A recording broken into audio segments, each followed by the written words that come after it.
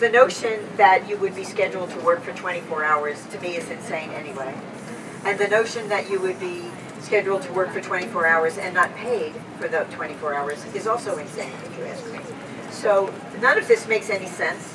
And obviously, it really victimizes people, primarily patient care and the women, predominantly women who are providing this care, and predominantly women of color. So there are so many inequities in this, these proposed permanent regulations that there is so much that needs to be dealt with and to be addressed in a constructive way. So I'm really hoping that the Department of Labor will listen to the voices of the home care workers, listen to the advocates who are very familiar with this.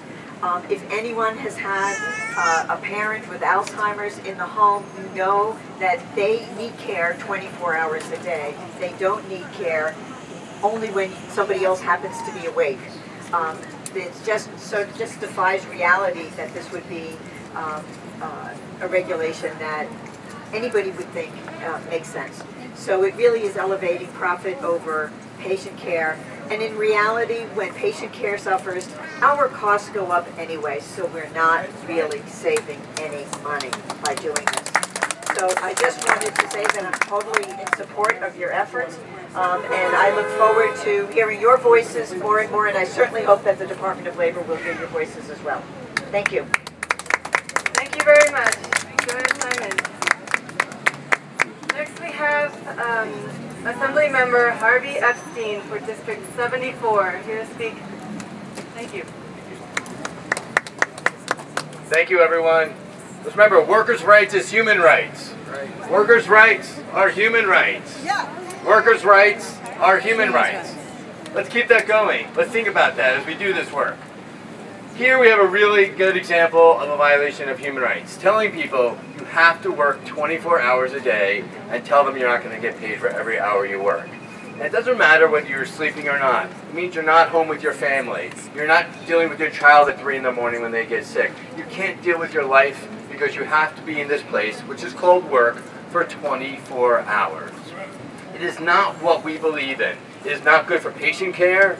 It is not good for the employees.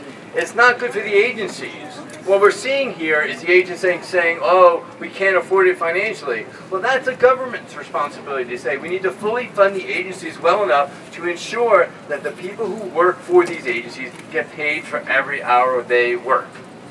So what we are here with my colleague, Assemblywoman Simon, is saying, we are with you. We've all had family members who've gone through this. You know, my mother-in-law just recently passed away, and she needed 24-hour care for the last 6 months. And she had someone with her, and they were working 24 hours. That's critical needs. Like, someone has to be there at 3 in the morning when something happens. So we all know this, we've all experienced this, we all know this is a crisis. And to tell the Department of Labor that this is not what we stand for, this is not what New Yorkers are about, and remember that workers' rights are human rights, and we're with you, we'll continue to fight with you, and thank you for inviting us. Thank you very much. Next we have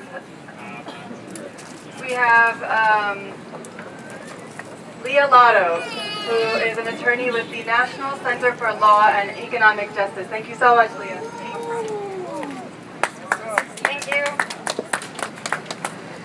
These proposed regulations are an affront to the fundamental principle of our nation and our state's labor laws that workers need to be paid for every hour that they work. These regulations also devalue the work that home health care workers provide and that they deserve to be paid for all of their hours when they provide that work.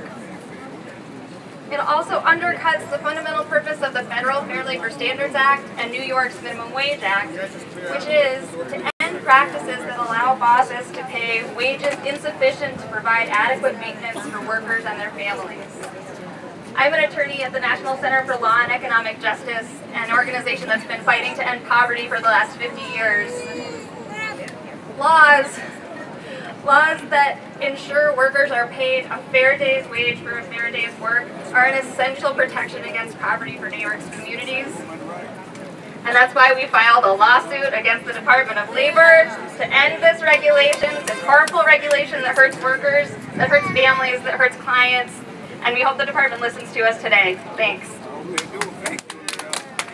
Thank you, Leah. Next we have a candidate for the Public Advocate, David Eisenbach. Thank you so much. Thank you very much. Hi, my name is Dr. David Eisenbach. I teach history at Columbia, and I'm running for Public Advocate because of issues like this that get to the bigger issue, the historic issue. Our city, our country, our world is becoming more and more divided between the haves and the have-nots. This one issue symbolizes how cruel we've become as a country and as a city and as a state.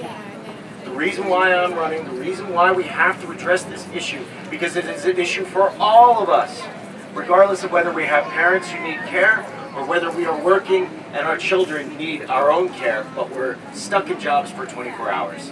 And so I urge you, let every politician know enough is enough. It is time for justice, and they can talk about Trump all they want.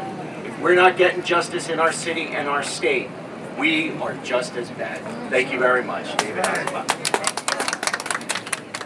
Thank you, thank you. I'm going to read a short statement for Mary Lister, who drove 6 hours from Buffalo to try to be here today, but her car broke down.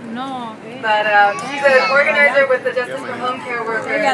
Porque veo que solo están hablando de otras comunidades, She's been a home care worker for 5 years in Buffalo. And the only, what's curious is that the only hearing that was scheduled for the entire state of New York is being held here today.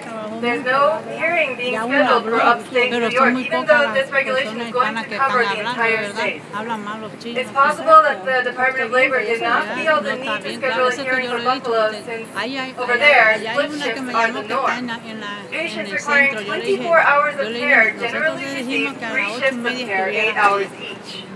While home cares in Buffalo face problems of their own with regards to control of time, they have not yet had to endure the form of exploitation the workers here in New York City have had to as a result of this emergency regulation.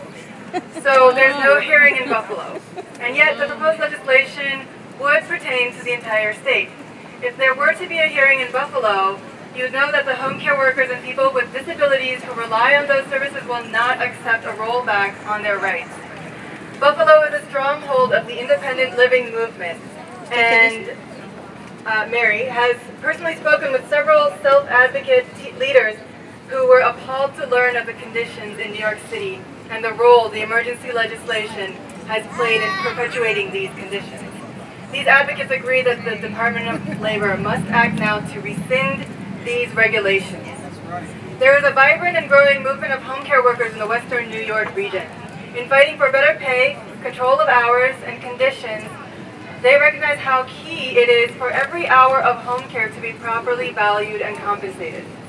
We have come too far to go back to the days of societal neglect of people with disabilities and of forced unpaid labor of working class people. The home care community of Buffalo will not sit idly by if our rights are threatened. We will, however, welcome with open arms the opportunity for the